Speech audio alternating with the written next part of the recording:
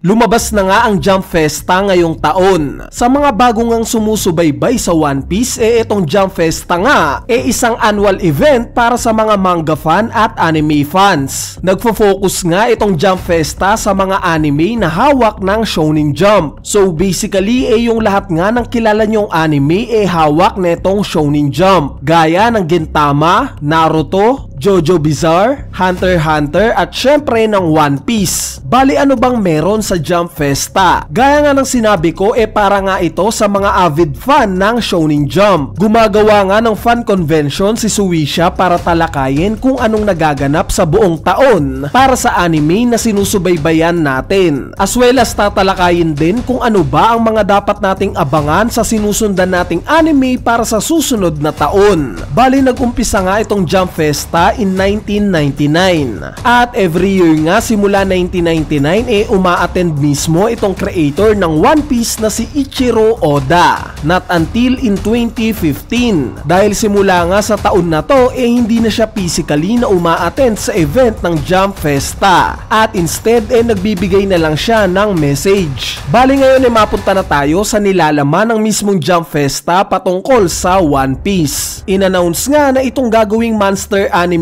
daw idadirect mismo ng Jujutsu Kaisen director ng season 1 na si Sung-Hoo Park. Alam ko naman na yung iba sa inyo alam na itong monster kwento ng buhay ni Ryuma. So basically side story ito para sa karakter ni Ryuma. Yes guys, yung kilala nating Ryuma na nakita natin sa Thriller Bark Arc at Wano Arc. Itong series nga na to unang ginawa ni Oda bago pa niya gawin itong One Piece. At as per Oda nga mismo canon daw yung mga pangyayari dito sa istorya ng One Piece. Meaning maganda ring subaybayan yung anime version neto. Bali kailan ba ilalabas itong anime na Monster? So next month na nga yan, January 2024. At exclusively na mapapanood nga ito sa Netflix. Ang sumunod na impormasyon nga na nakuha natin sa Jump Festa itong magkakaroon daw ng remake itong One Piece anime. At yung gagawa nga ng remake na to yung Wit Studio. Sa mga hindi nakakaalam itong Wit Studio lang naman yung nag-produce ng anime ng ilan sa sikat na series na kilala natin. Gaya ng Attack on Titan, Spy Family at Vinland Saga. So all throughout nga sa pagsubaybay ko ng One Piece isa ito sa bucket list ko. Yung magkaroon ng remake sa anime itong One Piece. Actually kahit nga lang yung Marineford War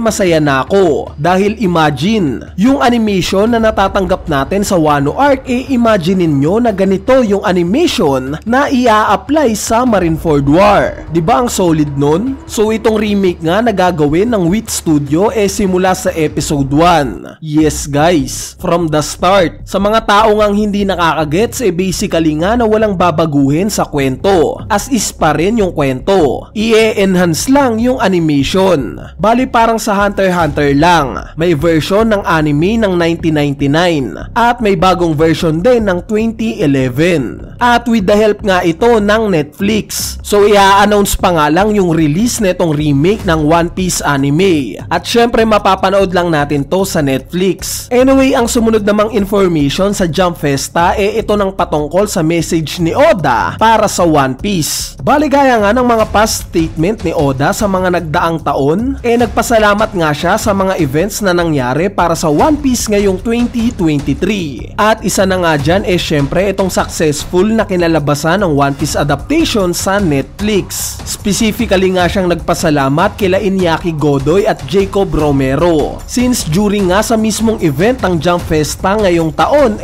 present sila. Sa mga hindi nga nakakaalam nung time nga na pumunta ako ng Japan nakasalubong ko mismo itong si Jacob Romero or si Yusop. Wala lang, share ko lang. Anyway, bukod nga sa live adaptation nagpasalamat rin itong si Oda sa mga fans na sumusubaybay sa Wano Arc dahil finally nga daw na natapos na ito sa anime. At ngayong nasa Egghead Island arc na nga daw itong anime sana daw na masuportahan pa natin to. At sa part naman ng pangako ni Oda para sa taong 2024 sinabi nga niya na if Luffy and his friends were able to leave Egghead Island safely, are they going to that island? I also considered a route that they wouldn't go. So itong statement nga na to obviously na yung tinutukoy dito ni Oda itong isla ng Elbaf. Bale, ano bang ibig sabihin neto? Meaning may tsansa pa rin daw na pwedeng hindi pumunta itong Straw Hat Pirate sa Elbaf. Kumbaga 50-50 pa rin, although nabanggit na ni Dr. Vegapunk na dito daw sila tatakas paalis sa Egghead Island. At kahit may plot na rin since confirm na nga na buhay pa si Jaguar di Saul at nandito daw siya mismo sa Elbaf. Meaning wala pa ring final decision hanggang ngayon itong si Oda kung matutuloy ba itong Elbaf arc o hindi. Bale, ang take ko nga dito syempre maraming madidisappoint na mga fans kung sakali man at hindi ituloy ni Oda itong Elbaf arc, dahil simula nga sa Little Garden arc at nangako itong si Usopp na pupuntahan niya itong isla na to, marami na nga tayong nag-aabang para sa arc na to. On the other side naman magigets rin natin si Oda since base nga sa kanya ilang taon na lang daw itong kwento ng One Piece, at kung dadaanan pa nga niya itong Elbaf arc I'm sure nahahaba pa talaga itong kwento. Diba? Bali, para sa inyo ba? Anong take nyo dito?